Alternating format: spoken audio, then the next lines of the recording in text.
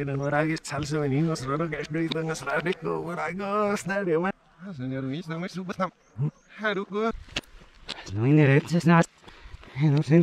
हामी नेपाली हौ र यस ब्लगमा प्रयोग गरिएको भाषा नेपाली हो। यस ब्लगमा कुनै पनि अपमानजनक शब्दहरू प्रयोग गरिएको छैन।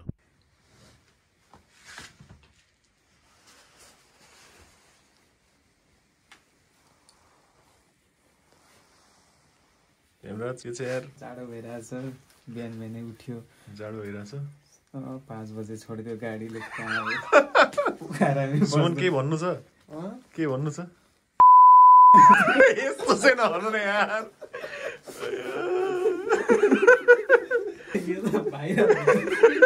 हामीहरू कुन ठाउँमा आएर रोक्यौँ अहिले भन त?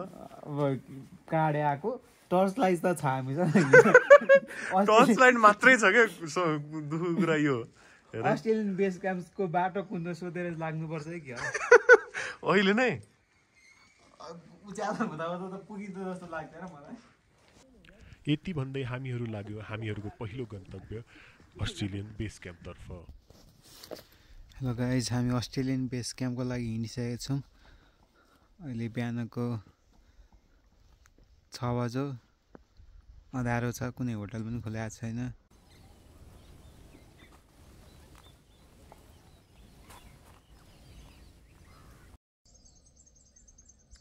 ब्युटिफुल सनराइज छ। सो हाम्रो टार्गेट अब लगभग 1 घन्टामा अस्ट्रेलियन बेस क्याम्प पुग्ने। त्यसपछि नास्ता सास्ता गरेर अगाडिको यात्रा तय गर्नेछ। सो हेरौँ कस्तो हुन्छ। म त केटाहरूको पछि पछि जाने हो। 1 घन्टामा पुग्छु भन्यौ तिमीले? 1 घन्टाको हाम्रो टार्गेट राख्नुपर्छ।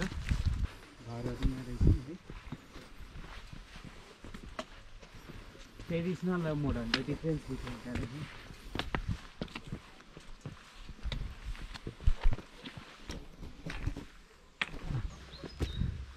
पसिना भइरहेछ, गाह्रो भयो। केटाहरूसँग त्यो ट्र्याकरहरूसँग हिँडेपछि लास्टै गाह्रो हुने रहेछ यार। गाह्रो भयो? तर हेर न त्यहाँ भ्यू, हेर न त्यहाँ हिमाल। त्यही भ्यूको कारणले त जाँदै हो नि। तर यहाँ केटाहरूले यार लास्टै गाह्रो पारे यार। अगाडि अगाडि हिँडेको छ, पछाडि हेर्नु छैन कसैलाई। हेर सधैँ म पछाडि पछाडि हो क्या। अगाडि अगाडि हिँड्छन् केटाहरू। पुग्यो जे होस्, म त यार गाह्रो भएर डेन्जर भइरहेको थियो। केटाहरूलाई भन्नुभएको थियो मलाई गाह्रो भयो केटाहरूलाई पनि गाह्रो भएको छु भनेर। ओए ल है ल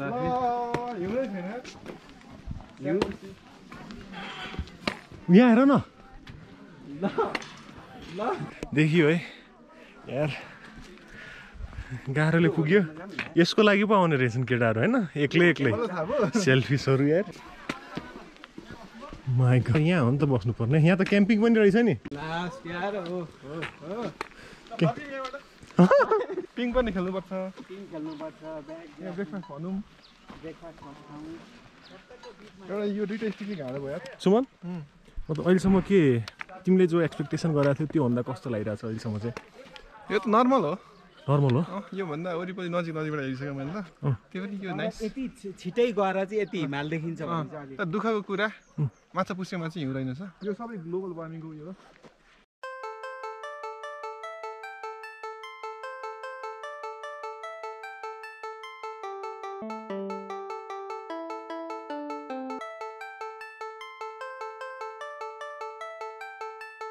अब फाइनल्ली ब्याग बोकेर लागिँदैछ।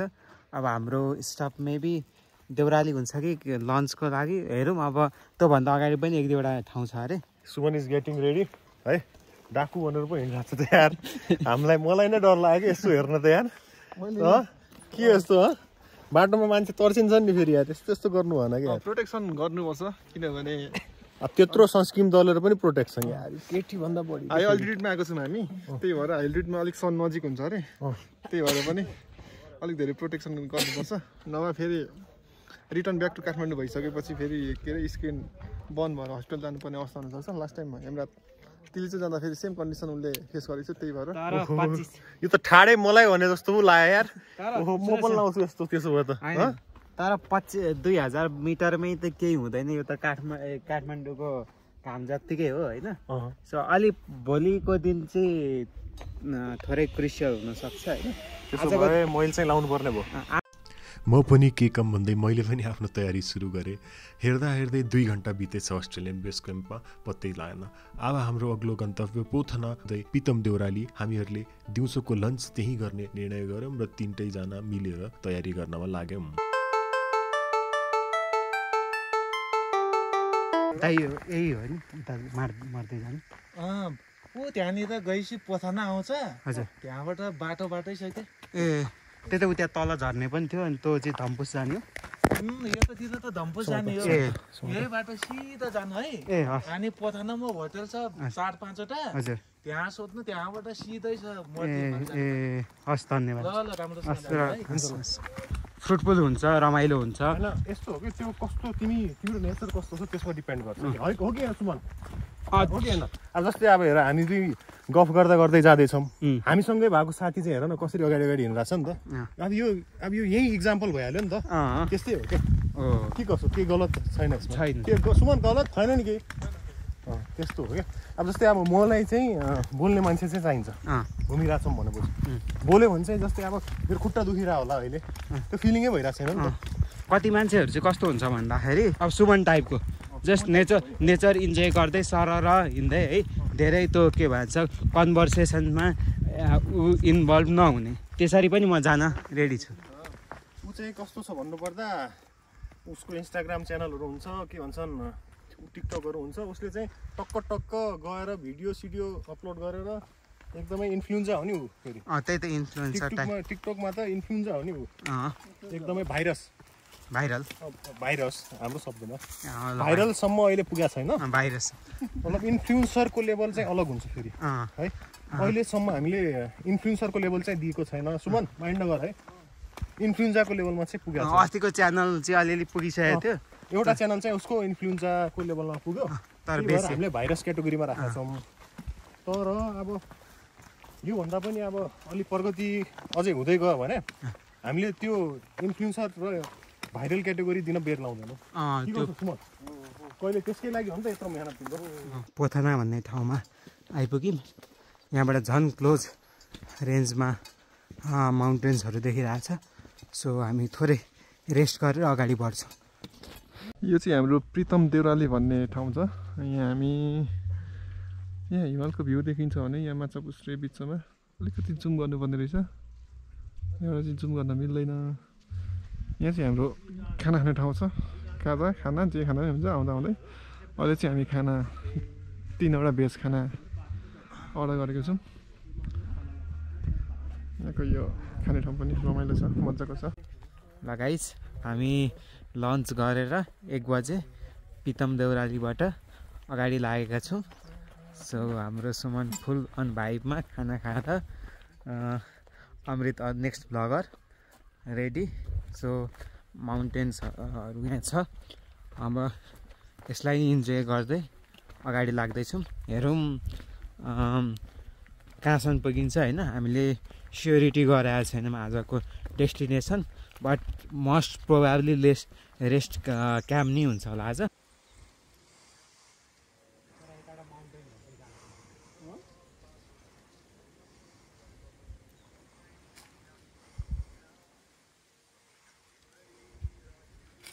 कल्पिट यही हो राज है। मलाई त थाहै थिएन, त्यो म्याप थाहा भएको म जाँदिनँ थिएँ, लाँदिनँ थिएँ। होइन उसले पनि म्यापलाई नै ब्लेम गरिरहेको छ, म्यापले स्क्याम गर्यो भन्छ। म्यापले त्यस्तो दामी भ्यू हुन्छ भनेर भ्यूै त्यो आएको jaar फोटोमा अब छैन त माथि पुगेको आफ्नो के भन्नु। खासमा म चाहिँ यो के अरे भिडियो बनाइदिएको थियो अमृतले, अनि भिडियोको सुरुमा म चाहिँ भिडियो बन्दैछ भनेर अगाडि सर हिँडेँ। लास्टमा केटाहरूले तल म्याप हेरेछ, यही बाटो जाउँ भनेर उकालो बाटो लाग्न थालेछ। जबकि देखि तेर्सो बाटो पनि थियो, अनि म्यापमा क्लियरली तेर्सो बाटो र उकालो बाटो एकै ठाउँमा मिट हुन्छ भनेर लेखेकै रहेछ। तर पनि के गर्नु, अब बुद्धि भ्रष्ट भइसकेपछि केही लाग्दैन रहेछ।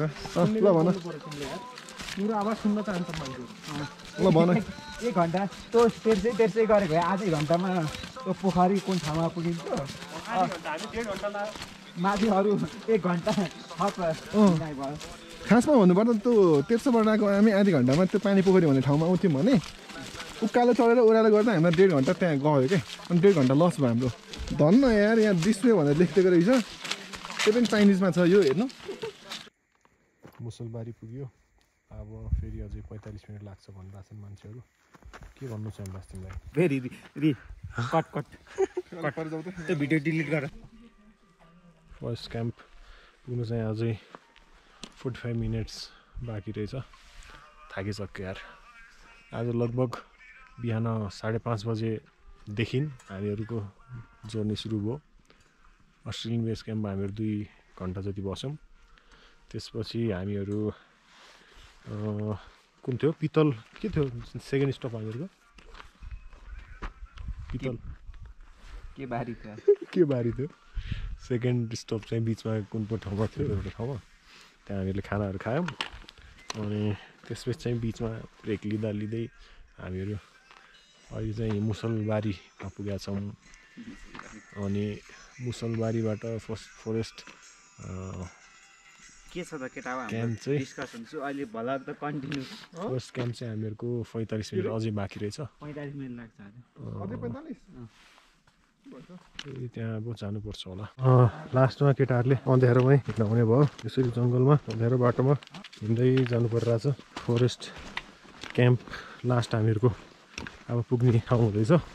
केटाहरू जोसेको थियो रेस्ट के भन्छ रेस्ट क्याम्प भन्दा थिए। लोवर के अरे के अरू के थिए लो क्याम्प भन्दै थिए। फरेस्ट क्याम्पै नपुग्ने भयो। अब मैले भनेको मान्दैनन् पत्याउँदैनन्। अब लास्टमा अँध्यारोमा 5 बजेपछि त पिटिक्क नहिँड्ने भनिरहेको थियो। 7 बज्न लागिसक्यो। अहिले हाम्रो फरेस्ट क्याम्प जाने बोर्ड आयो है। बिहान 6 बजे गाडीले उतार्दैको यहाँ 6:20 भइसक्यो। फाइनली हामी 7:20 फरेस्ट क्याम्प आइपुग्यौँ।